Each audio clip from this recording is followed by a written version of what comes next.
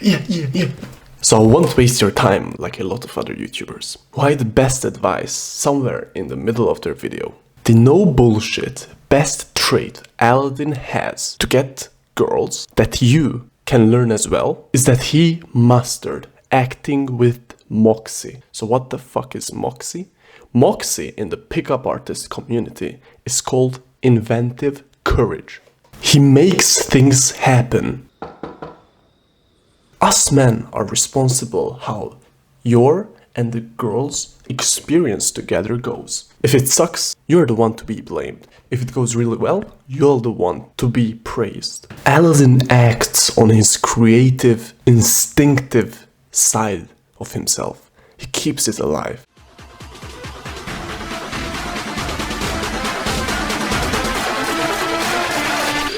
To return this.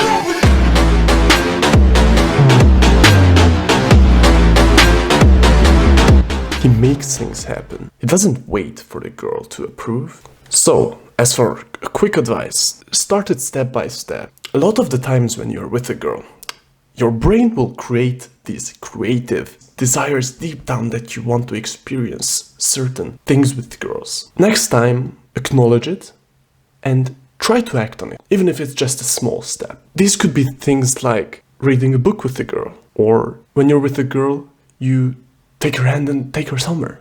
So listen to that creative side, that intuitive, when your brain says that, damn, you should do this with the girl, you should try this out with the girl.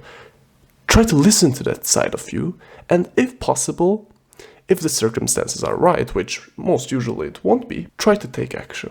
When I had a party with my classmates around a month ago, I had a vision that the music is going loud, people are dancing, and me and another girl, who at that time I liked, are playing a fucking board game in the middle of the party. So, what did I do? I organized the party, and when the girls and guys came over, I said, hey, to this girl, come, let's play a game. She came. And then I brought the board game, and we sat down at the kitchen table, and me and her played. And in the rest of the video, I will be breaking down how Aladdin managed to go from approaching the girl to ending up being in an intimate relationship with her. Every interaction you will have with a girl will usually start off at A1. A1 is where you approach the girl. Usually, you are going to be the one to approach the girl. Sometimes the girl will take on your role and approach you, but since that's less likely to happen, we won't be focusing on that. Look at Aladdin, how he approaches the girl.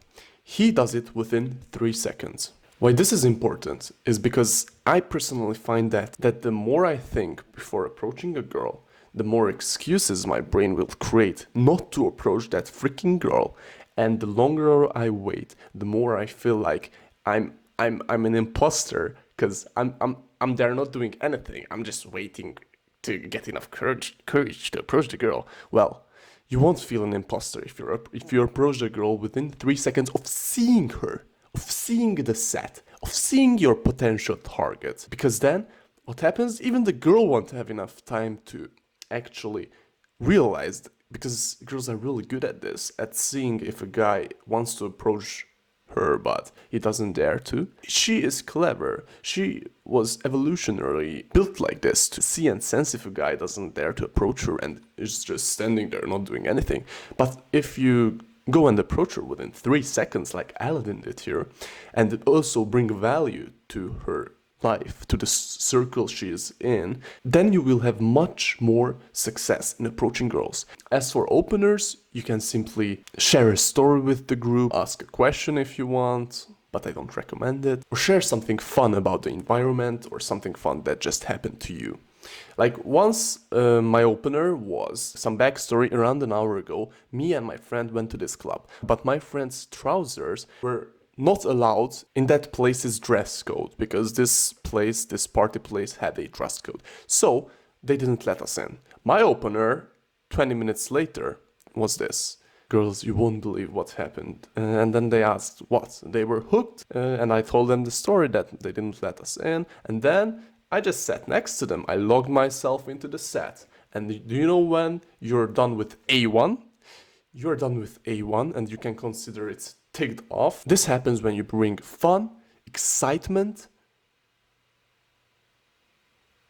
So basically, you give them a positive return on their investment of letting you stay there. Entering A2. A2 is the stage where you show the girl that you're a high value guy. And by showing that you're a high value guy, you make her interested in you. There are a lot of ways you can demonstrate that you're a high value guy. Number one would be being with other girls, being seen with other girls, which would then make you higher value, because if other girls are around you and want to be with you, that must mean that you have certain traits that women find attractive, and other women will think that if other women find this guy attractive, then he must be attractive. Another way could be nagging the target. I'll put up a definition of nagging. With my own words, a nag would be something like this. Let me tell you a story. I use this when I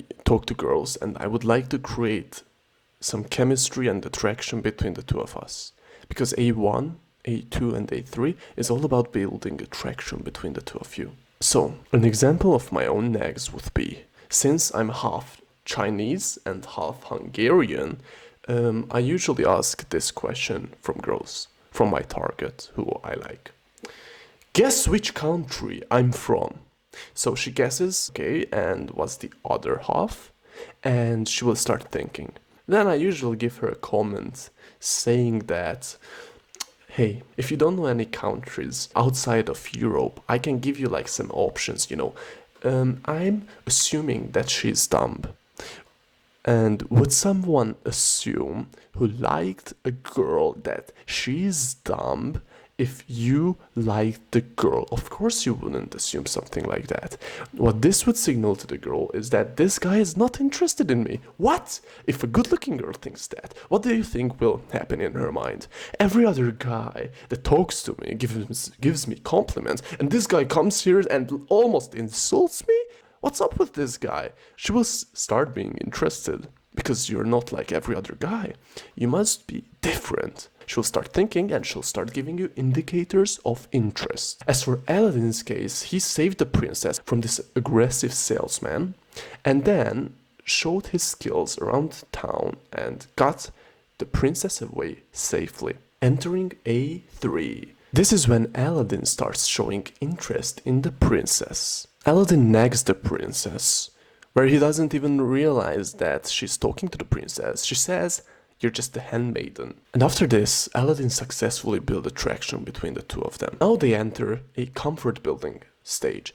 So remember, first build attraction, then build comfort, and then try and seduce the girl. Aladdin starts building comfort.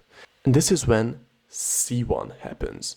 C1 is basically the two of them share a friendly dialogue, a friendly chit-chat between the two of them, and they build comfort and this rapport between the two of them. This happens when Aladdin shares a story of his own, and then Princess Jasmine quickly relates to him, and they also enter C2 when you can feel that it's on between the two of them. They build more and more connection. This could be over several dates.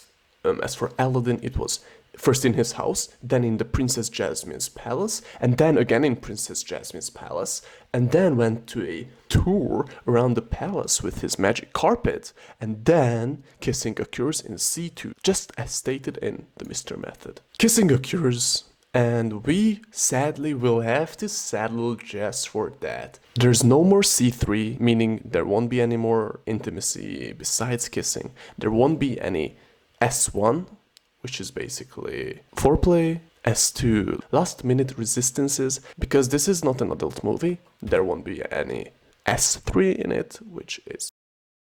That will wrap up the video. Thank you very much for watching, and I hope I could provide some value and insight on pickup and game demonstrated in one of my favorite characters so far, Aladdin. Thank you for watching, and I'll see you in the next video.